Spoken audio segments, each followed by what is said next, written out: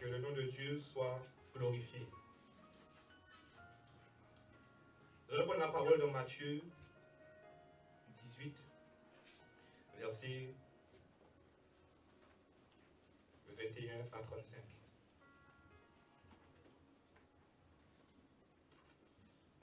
Vous allez bien, frères et sœurs? Pardonnez-moi, je n'ai pas salué ceux qui nous suivent sur le réseau. Habituellement, à 8h, ce n'est pas filmé. Donc. Soyez bénis, soyez encouragés. Et que le nom de Dieu soit avec vous.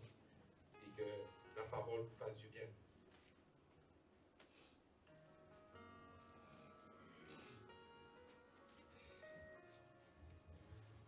Alors, il est dit en Matthieu 18, verset 21 à 25.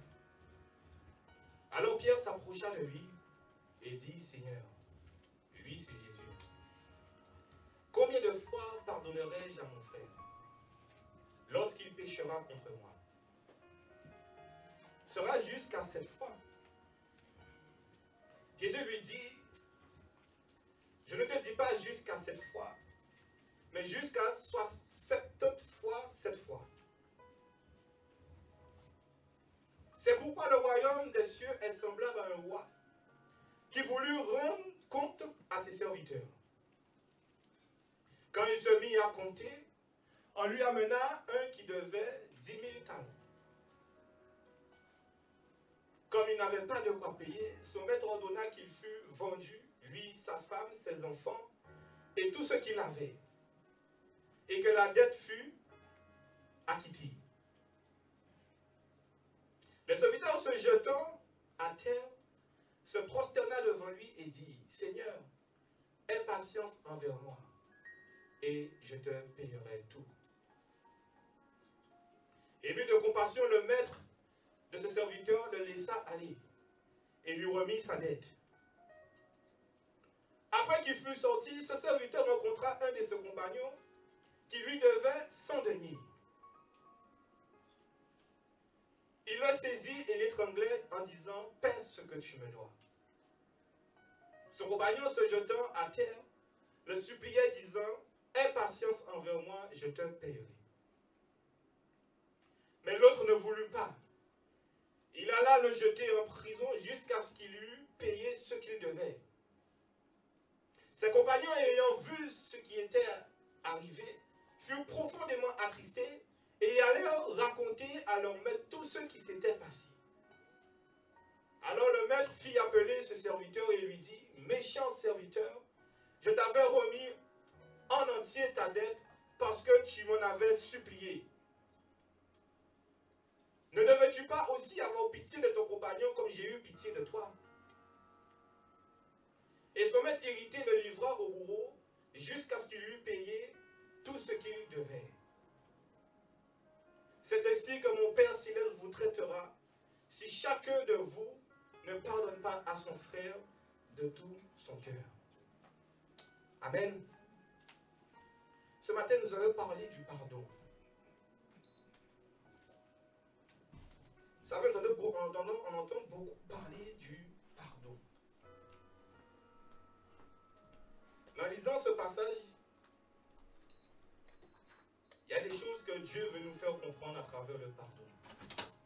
Est-ce que pardonner, c'est dire mon frère, je te pardonne? Est-ce que pardonner est simplement un mot qui sort de la bouche? Et quand il a dit, dans le proverbe qui a dit, oui, c'est la paix. Est-ce que le pardon, c'est la paix? À quoi pardonner? C'est pour finir vers. Est-ce que le pardon s'arrête à là? Quelle est la dimension du pardon pour chacun d'entre nous? Et nous allons, avant de prendre ce passage, avant de parler sur ce passage, nous allons voir un peu c'est quoi pardonner. Et quand nous regardons pardonner à plusieurs interprétations, ça ne reste pas à pardonner. Pardonner, c'est remettre les dettes en les annulant complètement. Mais quand tu pardonnes quelqu'un, la chose que la personne t'a fait, c'est annulé. qui dit annuler, dit que tu ne te souviens même pas de ce que la personne t'a fait. Ça ne doit même pas ressortir de ta bouche. Ce qui est pardonné, est oublié, est effacé. Le pardon, c'est l'annulation de tout jugement et de sanction de toute offense, péché et crime. On a tué ton frère. Si tu as pardonné la personne qui a tué ton frère, ce crime qu'il a commis est annulé. Telle est la puissance du pardon. Si vous marchez sur soulier, vous marchez sur pied, et vous salissez sur soulier blanc, et que là, vous vrai, vous dites, mon âge, je te pardonne, il ne faut pas me voir trace là qui se soulier. À chaque fois que vous souliez là, qu'est-ce que ça fait, on l'a fait. Qu'est-ce que ça fait. Chaque fois que votre trace là, vous pouvez changer, ça, frère, l'a fait. Est-ce que tu as pardonné? Pardonner, c'est accorder une faveur sans condition. C'est-à-dire faire grâce. C'est-à-dire que souvent, en cas de faveur, mais, il y a toujours un mais. Mais c'est la dernière fois. Est-ce que réellement, tu as pardonné? J'entends là, en cas les eaux passées. Mais t'es attention à eux. Est-ce que tu as pardonné? Ou bien, en cas pardonné, j'entends là, mais elle a réveillé où? Vous savez, c'est des expressions que nous avons tous dit quand on était dans le monde. Moi, je l'ai dit. Je ne l'ai pas fait rien, mais des mains s'ouvrent le même jeu là. En quelle sorte je pourrais faire? Est-ce que réellement, dans ton cœur, tu as pardonné? Le pardon de Dieu offert par le sacrifice de Christ annule l'entière dette du péché pour le croyant, le rendant complètement justifié aux yeux de Dieu. Quand Dieu, il t'a pardonné, est-ce que Dieu te rappelle sans cesse, là où quand tu as péché, est-ce que Dieu te rappelle sans cesse le péché que tu as commis? C'est pourquoi il faut faire attention. Si tu as péché, que tu culpabilises, ça vient du diable. Parce que Dieu ne te rappelle pas, Dieu ne te ramène pas au péché que tu as commis quand tu as demandé pardon et que lui, il t'a pardonné. Aujourd'hui, comment nous voyons le pardon? Est-ce que nous voyons le pardon de simples mots? Vous avez vu, il y a beaucoup d'exemples qui expliquent comment le pardon, on ne va pas dire trop de choses. Mais aujourd'hui, nous devons comprendre c'est quoi le pardon. Et nous allons voir le pardon de Dieu pour nous. Nous allons décortiquer un peu le pardon de Dieu pour nous. Et on va prendre quelques petits versets. 2 Corinthiens 5, 18 et 19. Quand tu étais dans ce monde, sans espérance, sans Christ, la Bible te dit que le péché te condamnait. La Bible te dit que le péché faisait obstacle à la communion avec Dieu. Le péché a amené une barrière, une division.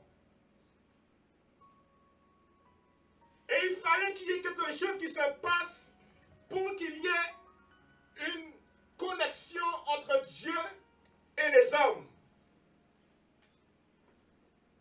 Parce que la Bible te dit que les yeux de Dieu sont trop purs pour voir le péché. Et il y a une chose que Dieu a fait pour que toi, tu aies une connexion avec lui. Et il te dit, et tout cela vient de Dieu, qui nous a réconciliés avec lui par Christ. Et qui nous a donné le ministère de la réconciliation. Il fallait qu'il y ait quelque chose qui se passe pour que ton péché soit pardonné et que tu aies une connexion avec Dieu. Parce que le péché te condamnait et te privait de la communion par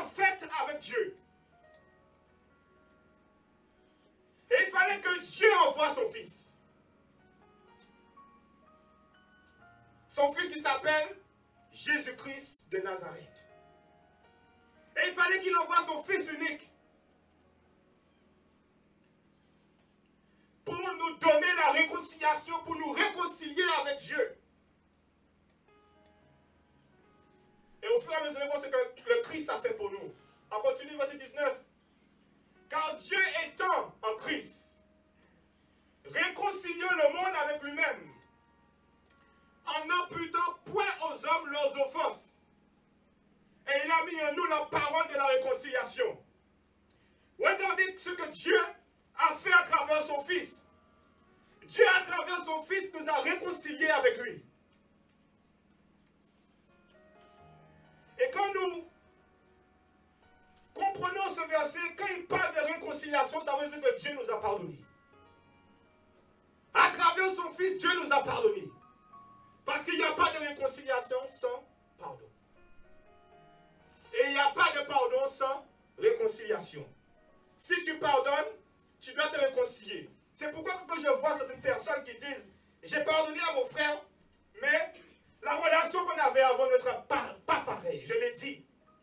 Et quand j'ai compris quelque chose, quand tu pardonnes, tu retrouves la même relation que tu avais avec ton frère avant. Alléluia. Tu ne peux pas dire que tu pardonnes ton frère et que tu n'as pas la même relation avec lui. Laisse-moi te dire que tu n'as pas pardonné. Romains 3, 23 te dit que le salaire du péché, c'est la mort. C'est ce que j'expliquais.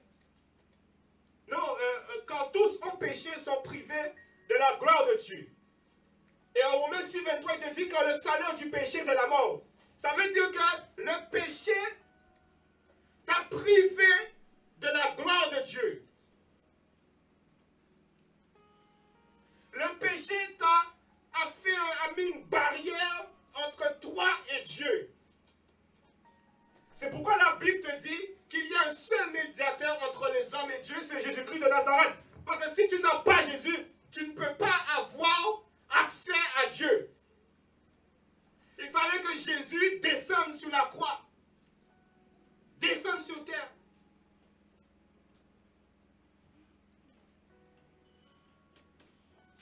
Aujourd'hui, nous avons été réconciliés avec Dieu. Et nous avons accès pleinement à la gloire de Dieu. Mais ça, c'est le pardon. S'il n'y a pas eu de pardon, tu n'aurais jamais eu une relation comme tu as aujourd'hui avec Dieu. Ça veut dire que le pardon de Dieu a changé ta vie. Le pardon de Dieu a transformé ta vie. Le pardon de Dieu t'a donné une autre stature.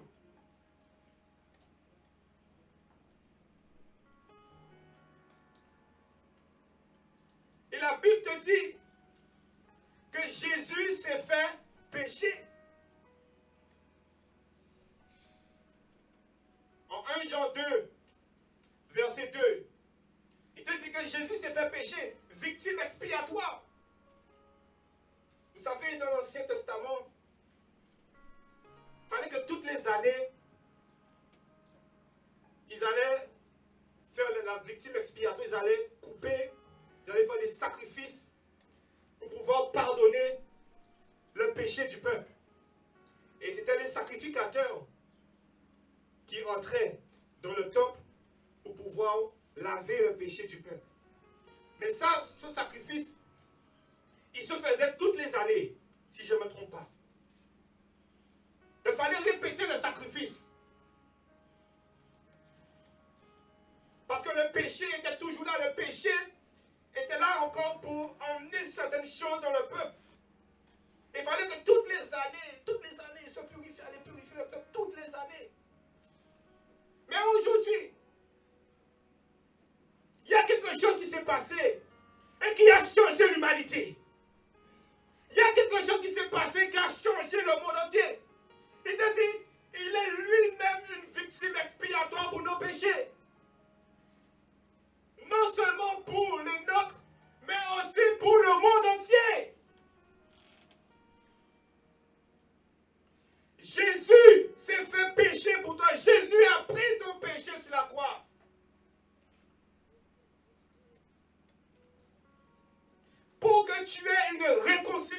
avec Dieu. Il fallait que Jésus pardonne ton péché. Il fallait que Jésus efface toute condamnation qui te condamnait. C'est-à-dire qu'il y a plus de condamnation pour ceux qui demeurent en Jésus. Et il a effacé toutes les condamnations. Et il les a clouées sur la croix. En Colossiens 2, verset 14, il te dit qu'il a effacé l'acte dont les ordonnances nous condamnaient et qui subsistaient contre nous. Il les a détruits en les clouant sur la croix. Regardez ce que Jésus, quand il parle qu'il a effacé, c'est-à-dire que Dieu a pardonné.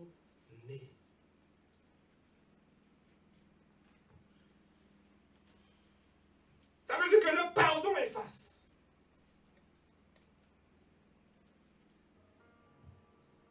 Regardez ce que Dieu a fait pour l'humanité entière.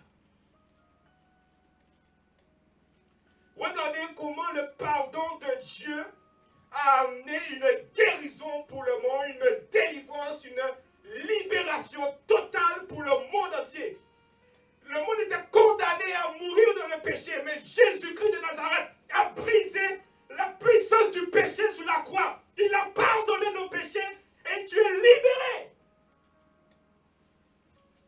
C'est pourquoi quand nous saisissons cela, quand nous saisissons le pardon de Dieu pour nous, ta bouche ne peut pas rester fermée dans la louange. Parce que tu sais où est-ce que tu étais et où est-ce que tu es maintenant. Souvent, on oublie l'état où on était avant. Et nous ne devons pas oublier ce que nous étions avant.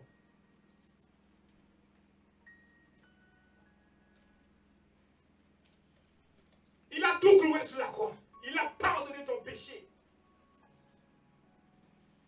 Et aujourd'hui, puisque Christ nous a pardonné, nous devons agir de même entre nous.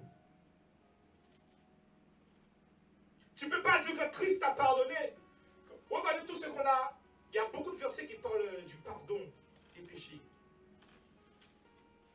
Mais regardez tout ce que Christ a fait pour toi. Regarde tout ce que Christ a fait pour toi.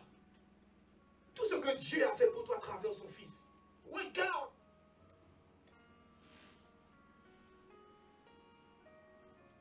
Le pardon humain doit être strictement semblable au pardon divin.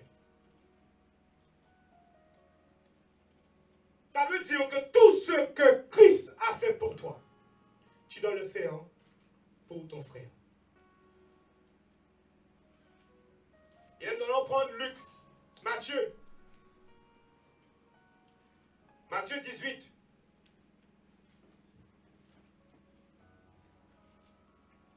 Est-ce que tu crois que Dieu t'a pardonné? Est-ce que tu crois que ton péché est effacé?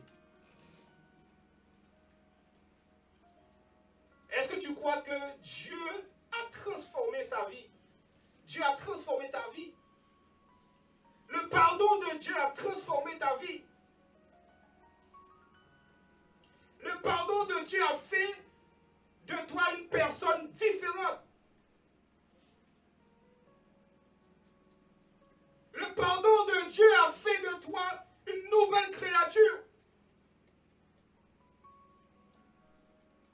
S'il n'y avait pas de pardon, il n'y aurait pas eu de vie. Le pardon est là pour toi. Le pardon de Dieu est là pour toi aujourd'hui. Pour le monde entier, le pardon de Dieu est là. Mais tu dois confesser ton péché.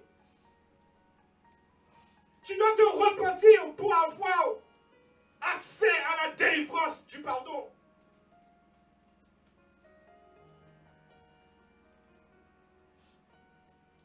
Matthieu 18, verset 21 à 35. Et on revient passage. Alors Pierre s'approcha de lui. J'aime tellement cet homme. Pierre, il avait toujours des questions. Il avait toujours... Ouais, il est toujours en avant pour poser ce genre de questions. Alors Pierre s'approcha de lui et dit, Seigneur, combien de fois pardonnerai-je à mon frère lorsqu'il péchera contre moi? Sera jusqu'à 7 fois? Regardez Pierre. La question de Pierre n'est pas, comment on dit, n'est pas bête. C'est une très belle question. Mais ce qui me dérange la question de Pierre, c'est la dernière question. Sera jusqu'à 7 fois? Il pose une question, mais on aurait dit qu'il a déjà une réponse qui est à lui. Que pour Pierre, je crois que Pierre savait très bien que ce n'est pas 7 fois qu'il devait pardonner. Parce qu'ils ont marché avec Jésus, ils ont vu ce que Jésus a fait. Il sait très bien que ce n'est pas 7 fois qu'il devait pardonner. Mais il demande à Dieu, demande à Jésus. Mais Pierre savait très bien que ce n'est pas 7 fois qu'il fallait pardonner. Et il dit à Jésus, est-ce que c'est 7 fois que je dois pardonner mon frère? Vous savez, Pierre, c'est un Dieu. Hein? Dans son caractère, c'est un Dieu. La Bible le qualifie comme quelqu'un de fougueux, impulsif. Alors le pardon, là, c'est compliqué pour lui. Alors, pas demandez-moi pardonner plus de 7 fois. Parce qu'après 7 fois que tu es, ah, Pierre, c'était le genre de personne comme ça. Et il te dit au verset 22, on a la réponse de Jésus. Jésus lui dit, Jésus même a vu le cœur de Pierre. On voit la réponse de Jésus. Je ne te dis pas 7 fois.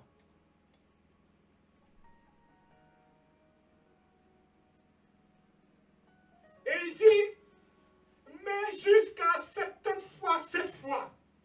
Je crois qu'à ce moment-là, Pierre a bien ouvert les yeux. Alors, ça va pas calculatrice. Mais quand on a dû compter. Est-ce que vous pensez que sous le coup, Pierre a eu le résultat, le chiffre exact de combien de fois il doit pardonner? On ne sait pas.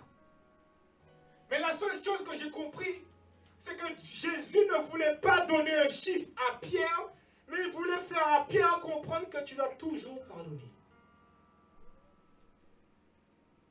Jésus n'a pas posé à Pierre un calcul mental, mais il exprime à Pierre que quel que soit ce qu'on te fera, tu dois pardonner. Parce que je ne crois pas que Pierre avait besoin de calculer. Donc aujourd'hui, nous ne voulons pas de chiffres. Mais ce que Dieu est en train de dire à Pierre, c'est que tu dois toujours pardonner. Et là, ce qu'on aime tous avec Jésus, Jésus prend une petite histoire, une petite parabole.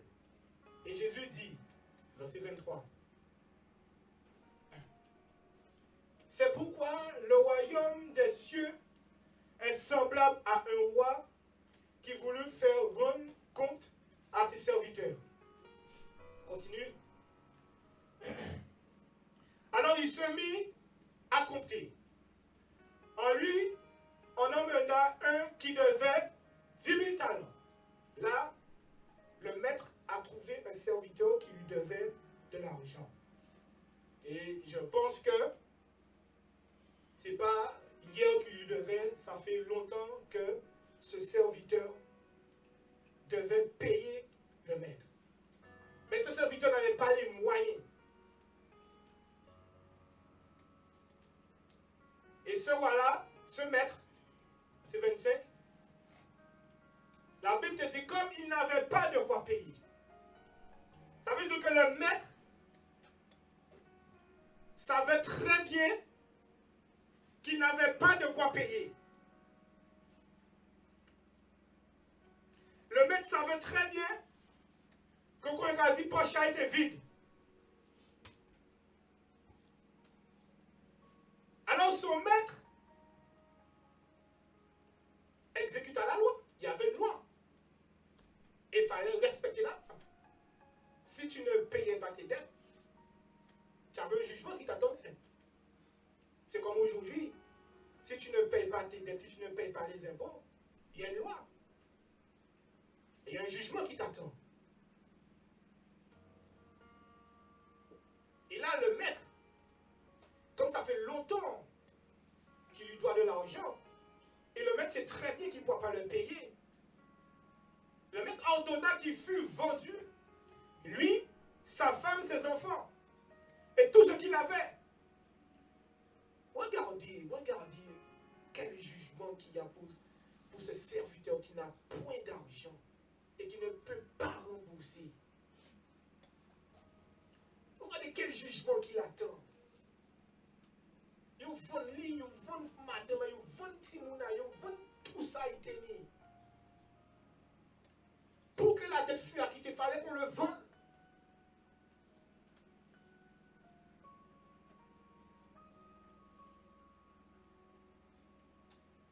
Et regardez ce qu'il dit au verset 26. Le serviteur se jetant à terre, se prosterna devant lui et dit, Seigneur, aie patience envers moi, et je te payerai tout.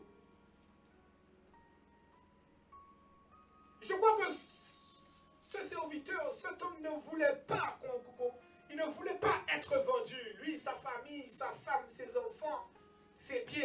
Il ne voulait pas être vendu. Il est dans une situation compliquée. Il ne peut pas rembourser sa dette. Il n'a pas de quoi rembourser sa dette.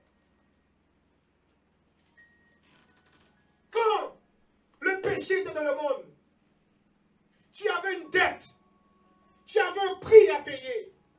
Mais l'homme ne pouvait pas payer le prix. Oh, bah, il y a chacun. L'homme ne pouvait pas payer le prix.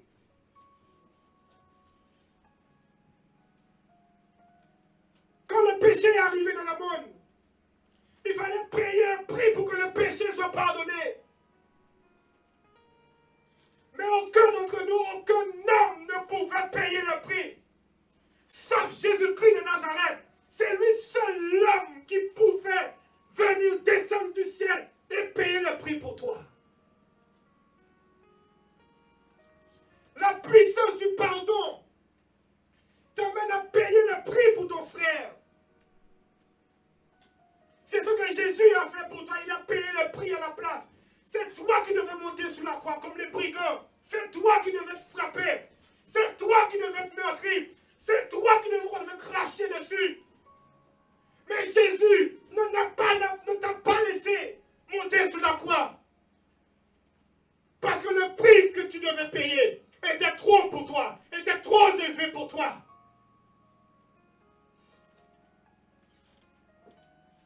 Tu ne pouvais pas payer ce prix-là. Et ce serviteur, le prix était trop élevé pour lui. Il ne pouvait pas payer le prix. Il était dans l'embarras. Il était condamné à mourir. Il était condamné à être vendu. Mais regardez, il s'humilie devant le roi. Il s'humilie devant le maître. Et il dit au maître, Seigneur, aie patience envers moi. Et je te payerai tout. Et regardez ce que le maître répond. Ému de compassion, le maître de ce serviteur le laissa aller et lui remit sa dette. Regardez. Et comme je disais au début, quand tu pardonnes, le pardon annule la dette.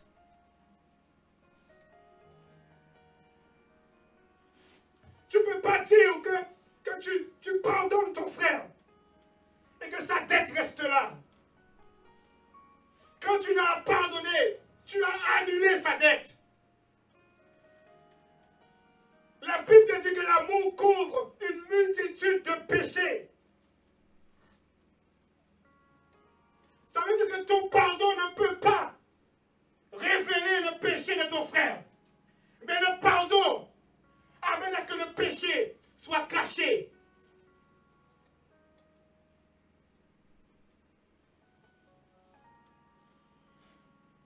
Ému de compassion.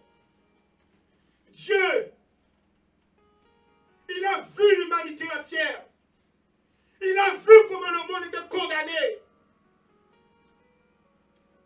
Il a vu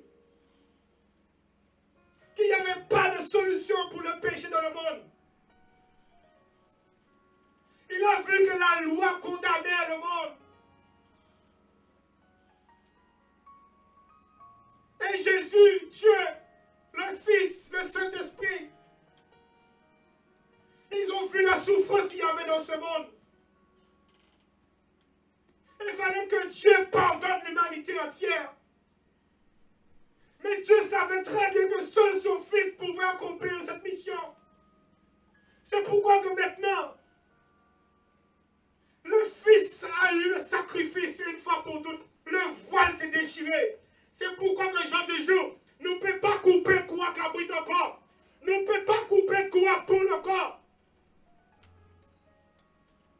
Ça dérange. Mais nous ne pouvons pas précipiter là ça encore. Parce que le sacrifice de Jésus est plus fort que le sacrifice humain. Parce qu'il fallait renouveler tous les ans le sacrifice humain. Mais Jésus, il est monté sur la croix une seule fois. Et le péché de l'humanité entière a été pardonné une fois pour toutes.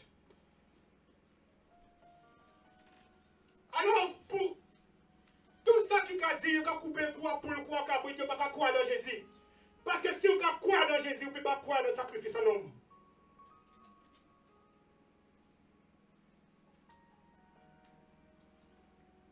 Jésus fut mis de compassion.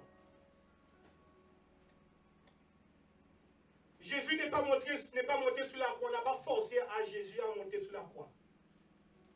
Comme un agneau qui va à la boucherie. Tu vois, comme l'abattoir là. C'est peut-être un dit, ça fait que tu as tout cela. Le mot là, il y a un savon là, un bac pour travailler là, il y a tout cela. Verset 28. Après qu'il fut sorti, regardez, après qu'il fut sorti, ce serviteur rencontra un de ses compagnons qui devait 100 deniers. Il le saisit et l'étranglait en disant, paie ce que tu me dois. Regardez ce que le serviteur, regardez comment il agit. On vient d'annuler sa dette.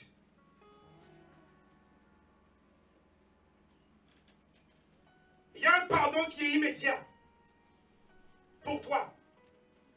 Le pardon de Dieu est immédiat pour toi le jour que tu acceptes Christ. Il y a un pardon qui est immédiat pour toi pour que toi tu sois réconcilié avec Dieu. Mais après ce pardon, ça ne s'arrête pas là. Ça c'est le pardon de Dieu pour toi. Mais après tu dois avoir le pardon pour ton frère. Ça veut dire que tu ne peux pas dire que tu reçois le pardon de Dieu et que tu n'agis pas en conséquence avec ton frère. Tu es égoïste, tu es ingrat. Et regardez ce serviteur. Il a reçu le pardon de son maître. Il a reçu.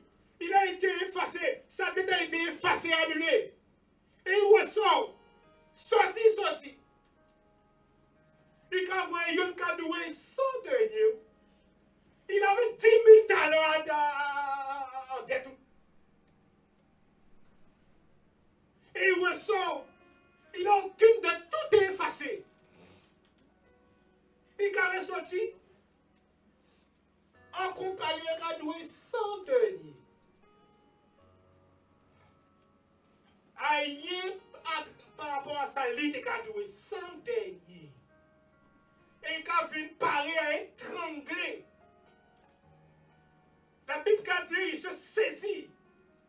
Et l'étranglait, et on disait, et il ordonne, tu me paies ce que tu me dois.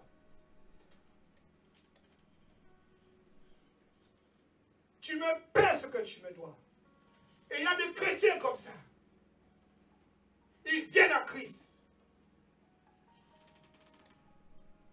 Ils ont reçu le pardon de Christ. Mais ils n'ont jamais saisi la puissance du pardon de Christ pour eux. Parce que le pardon de Christ est pour tout homme, pour l'humanité entière. Et après, l'homme va venir, on marche si pied à yon, il a fait au savent qu'on monte plus haut qui est. Il a fait au savent qu'on marche si pied à yon. On continue. L'homme passe tellement vite. Son compagnon se jetant à terre, le suppliant. Aie patience envers moi, je te payerai. Cet homme, vous avez des critiques qui sont oublieux. Cet homme, on a effacé sa dette.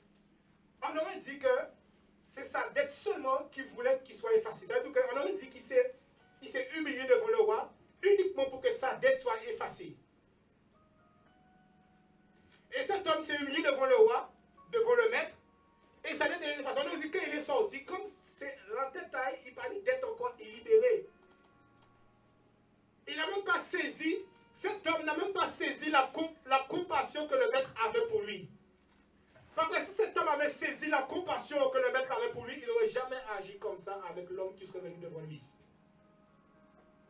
Cet homme, il voulait juste que sa dette soit effacée. Et il m'a dit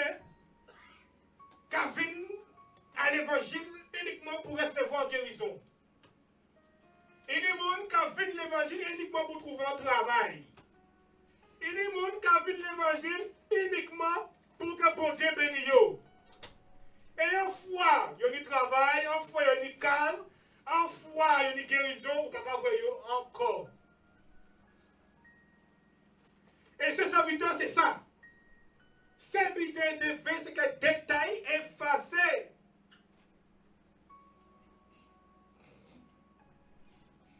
Et le serviteur, son compagnon, lui répète la même phrase qu'il a dit. Ouais. Il ne s'est même pas souvenu de ce qu'il a dit. Ouais. Aie patience envers moi et je te payerai. Et regardez ce qu'il dit. Mais l'autre ne voulut pas et alla le jeter en prison jusqu'à ce qu'il eût payé ce qu'il devait.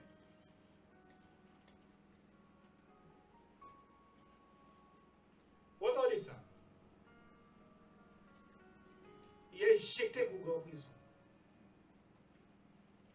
Alors que lui là, il n'était même pas censé ressortir dans la ville. Il est déjà paré pour y venir. Et il ne voulut pas. Il y a des chrétiens comme ça.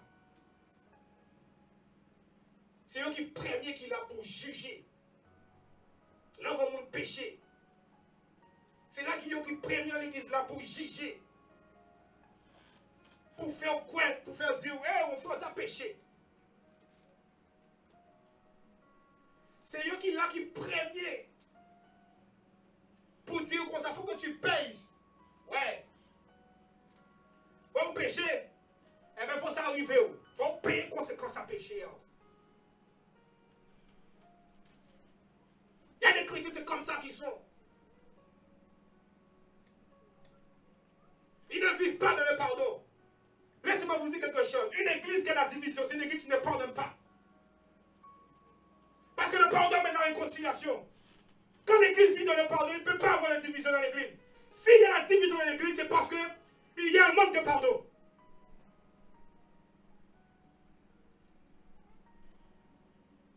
S'il y a une division dans le corps de Christ, s'il y a une division dans la tête de l'église, c'est parce qu'il n'y a pas de pardon. C'est pourquoi tu vois qu'il y a beaucoup de pasteurs qui sont divisés. Parce qu'ils n'ont pas qu'à pardonner l'autre.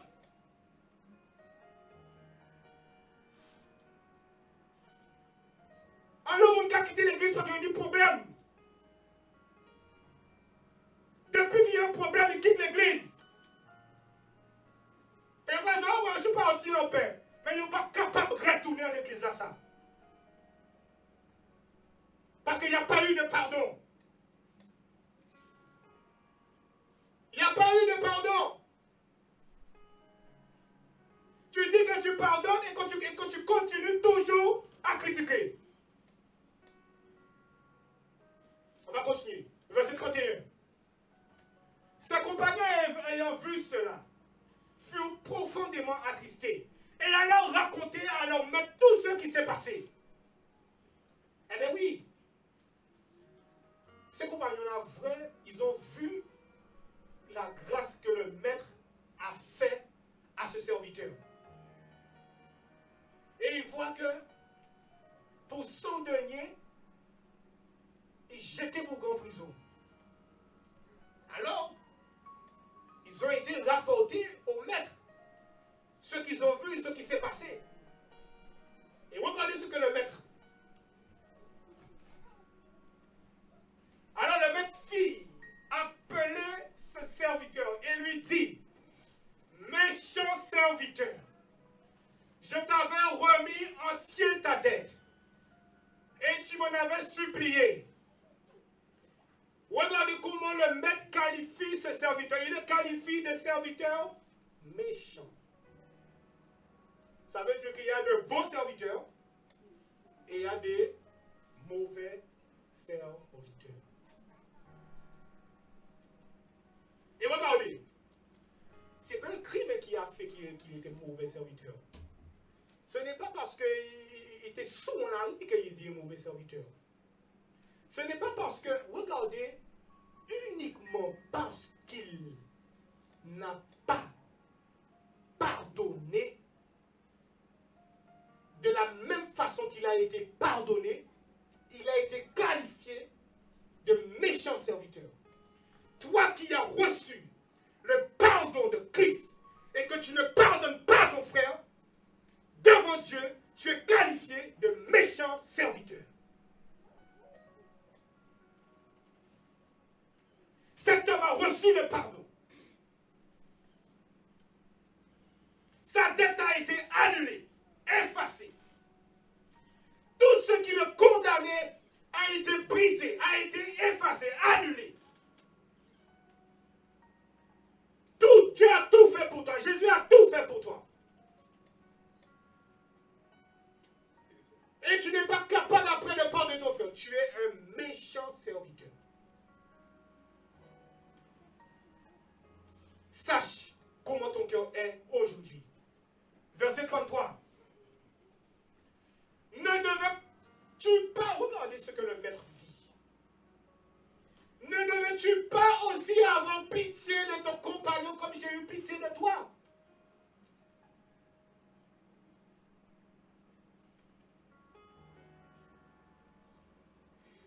Regardez ce que le maître dit. De la même façon que Jésus t'a pardonné, c'est de la même façon que toi tu dois pardonner. De la même façon que Christ a payé le prix pour toi. C'est de la même façon que tu dois payer le prix pour ton frère. De la même façon que Christ a couvert ton péché. De la même façon qu'il faut que tu couvres le péché de ton frère. Christ ne peut pas faire quelque chose pour toi et que toi tu n'agis pas de même.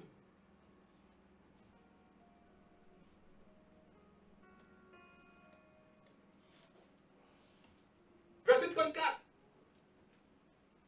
Et son maître irrité le livra au bourreau jusqu'à ce qu'il eût payé tout ce qu'il devait. La dette qu'il a reçue avant, il retombait si. Et le jugement qui était prévu avant, ce jugement-là est plus fort. Ça veut dire que Christ t'a pardonné, tu ne fais pas de même. Le jugement qui t'était réservé, la Bible te dit que ceux qui ont connu la parole seront jugés plus sévèrement que ceux qui sont ignorants. Tu connais la parole, tu sais que tu l'as pardonné. Tu sais que Christ t'a pardonné. et que toi tu ne pardonnes pas, ton jugement sera plus sévère. Cet homme a été livré au bourreau jusqu'à ce qu'il eût payé tout ce qu'il devait. Mais regardez, c'est l'homme tout seul. Sa famille a été épargnée. Ses enfants ont été épargnés.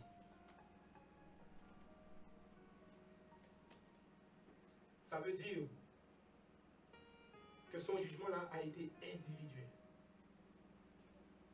Ce n'est pas le péché de sa famille, mais c'est son péché.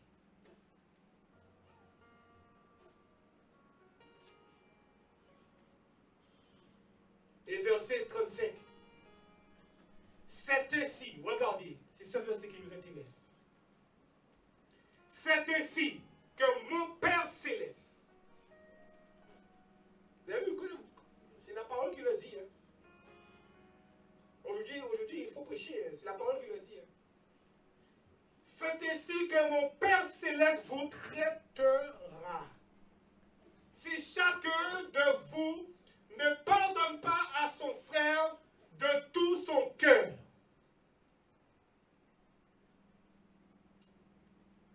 Tu seras traité comme un méchant. Alors, les personnes qui sont là et qui ne pardonnent pas,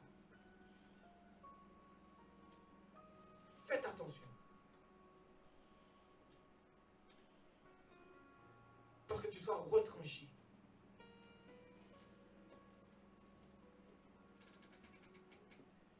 Le pardon humain doit être strictement semblable au pardon divin.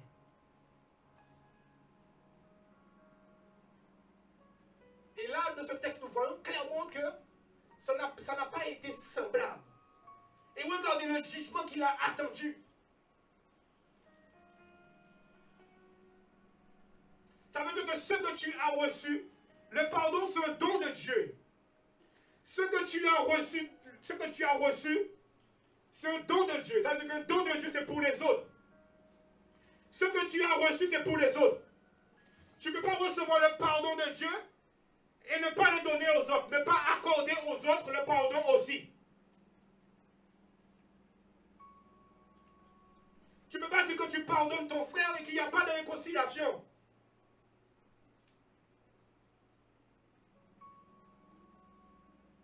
Quand tu pardonnes, il doit vous réconcilier. C'est pour ça qu'une église ne doit pas avoir de division si on vit réellement dans le pardon. Une église ne doit pas avoir de cocon. Parce que le manque de pardon, c'est ce que ça amène, les querelles, les faux témoignages, les mensonges, les critiques. C'est ce que le manque de pardon amène, l'amertume.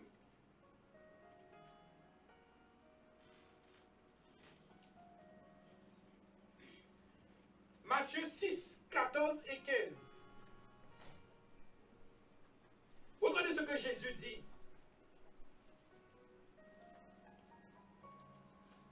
Et ce verset qui m'a toujours marqué. Et que je pense que beaucoup n'ont pas compris la réalité et la vérité de ce verset. Et j'espère qu'aujourd'hui que le Seigneur, l'Esprit, nous révèle. Si vous pardonnez aux hommes leurs offenses, votre Père céleste vous pardonnera aussi. D'accord? C'est-à-dire que si tu pardonnes ton frère, le pardon de Dieu est là pour toi. C'est quand même un sujet de joie. Pas vrai? Si vous faites... C'est nouveau, bon. Si vous faites la pile pied moi, et qu'il a pardonné, Jésus a pardonné moi, bon Dieu a pardonné moi, est-ce que d'accord? Est-ce que ce verset-là, c'est une réalité? Mais on n'aime pas le verset 15. Le 15. Mais, si vous ne pardonnez pas aux hommes, votre Père ne vous pardonnera pas C'est pareil. Si vous ne pouvez pas pardonner, papa qui est en haut là, pas qu'à pardonner. D'accord, d'accord. Et nous voyons quand qui bon nous, bénédiction là, quand qui ouvre ciel là bon nous. Quand qui permet que nous soyons bénis. Quand qui permet que nous n'y en réconciliation avec mon Dieu. Quand qui permet que nous n'y en intimité avec mon Dieu. C'est pardon mon Dieu. Mais si vous ne pas pardon mon Dieu, on va y. Ça veut dire que si tu pardonnes, tu vis sous la bénédiction. Si tu ne pardonnes pas, tu vis sous la malédiction. Il n'y a pas, tu sais, il y a un truc que j'ai compris avec Dieu, il n'y a pas entre les deux. Et bon Dieu me garde tout ça. C'est soit tu vis dans la bénédiction, ou soit tu vis de la malédiction. C'est soit tu vis dans le bien, ou soit tu vis dans le mal. C'est soit qu'on vit avec bon Dieu, ou c'est soit qu'on vit avec Satan. Mais sache que Dieu pardonne. Satan ne pardonne pas. Si tu es quelqu'un qui ne pardonne pas, tu ne vis pas avec Dieu.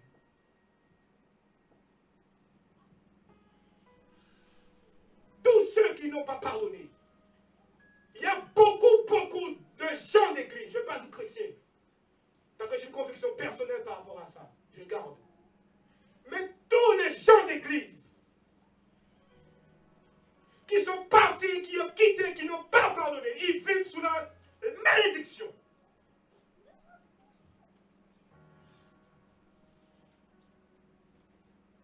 Frères, sœurs,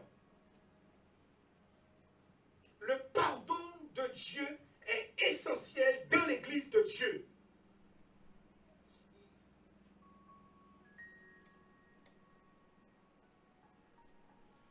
Tu ne peux pas dire que tu es un enfant de Dieu et que tu vis dans le manque de pardon. Tu restes des années avec un frère sous ton cœur, des années avec une soeur sous ton cœur. Et depuis on fait, ils avaient encore changé. On va dire bonjour, bonjour.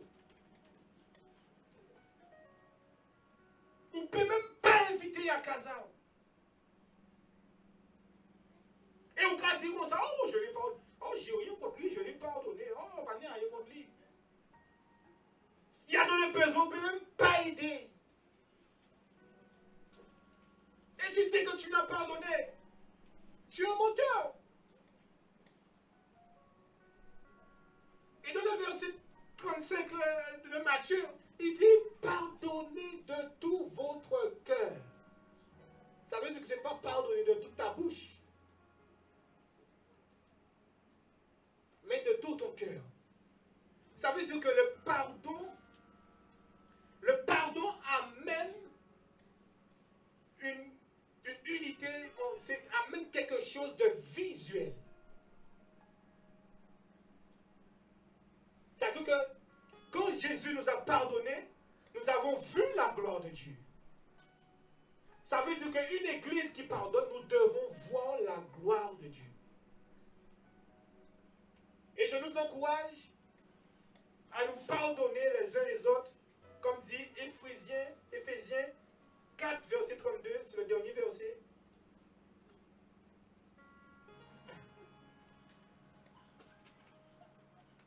Et je nous encourage à vivre dans le pardon. Soyez bons les uns envers les autres, compatissants, vous pardonnant réciproquement, encore une fois, comme Dieu vous a pardonné en Christ.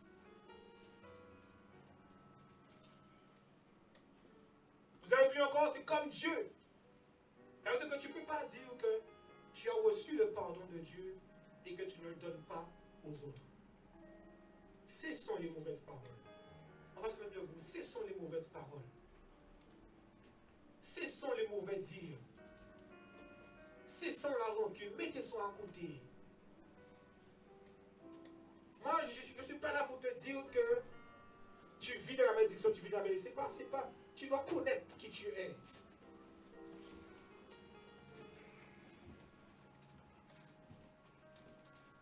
Nous allons prendre la scène.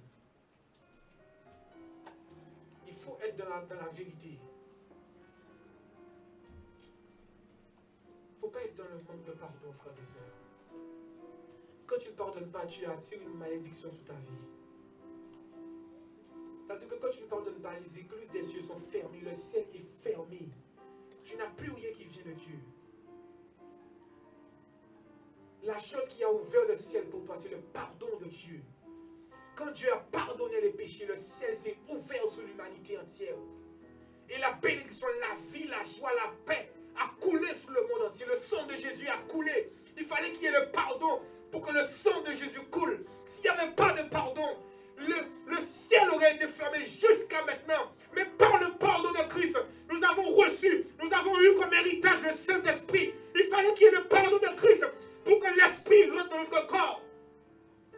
Il fallait que le corps soit purifié par le sang de Jésus. Il fallait que le corps soit purifié de tout péché pour que le Saint-Esprit habite en nous.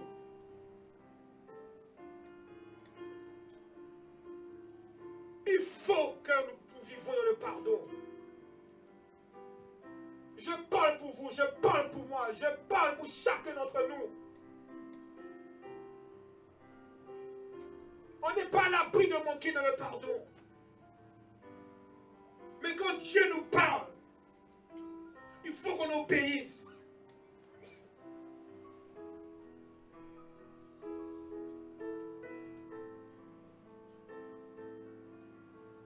Alléluia.